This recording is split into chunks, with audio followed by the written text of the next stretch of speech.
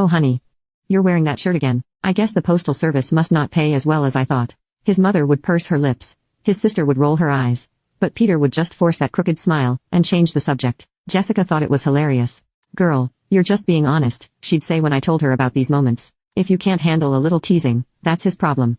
But sometimes late at night I'd catch Peter looking at our wedding photos with this expression I couldn't quite read. It made my stomach twist. But instead of addressing it, I just scrolled through Instagram liking posts about knowing your worth, and not settling. The crazy thing is through all of this we still said, I love you, every day, still posted cute couple pictures online. Still went through the motions of being the perfect couple. But something was building, like pressure in a shaking soda can. I could feel it every time Peter sighed looking at our bank statements. Every time I lied about a purchase. Every time his family gave me those looks at dinner. I just didn't expect it to explode the way it did. It was supposed to be just another Sunday dinner at Peter's parents' house. One of those mandatory family things I usually tried to get out of, but Peter had been extra insistent this time. His sister Sarah was going on and on about her new house, and somehow the conversation turned to us.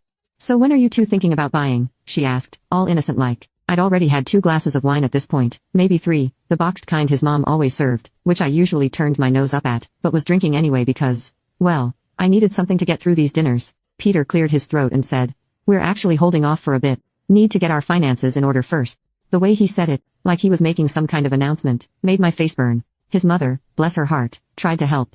You know, when Peter's father and I were starting out, we used this envelope system for budgeting. Maybe I could show you. Oh, so now everyone's an expert on our finances. The words came out sharper than I'd meant them to. I reached for the wine again, but Peter's hand shot out grabbing the glass before I could. That's enough, he said firmly.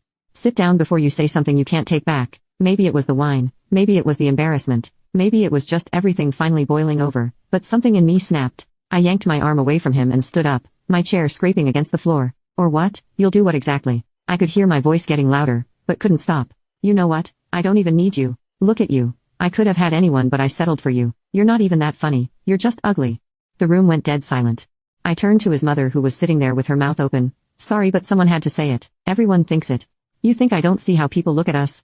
The mailman with his crooked teeth and his sad little dad bod. Peter didn't yell, didn't argue. He just stood up, grabbed his keys and wallet from the counter and said in this voice I'd never heard before, find your own ride home. Then he walked out, just like that. The silence after the door closed was deafening. His sister Sarah muttered something that sounded like, finally. His mother was crying quietly. His father wouldn't even look at me. I stood there swaying slightly, the weight of what I'd just done starting to sink in. But my stupid pride wouldn't let me take it back. He'll come back, I announced to no one in particular. He always comes back. But even as I said it, something in my gut told me this time was different. I'd crossed a line and everyone in that dining room knew it. I ended up calling a rideshare home. The driver kept giving. Now comment update to tag you on part 3.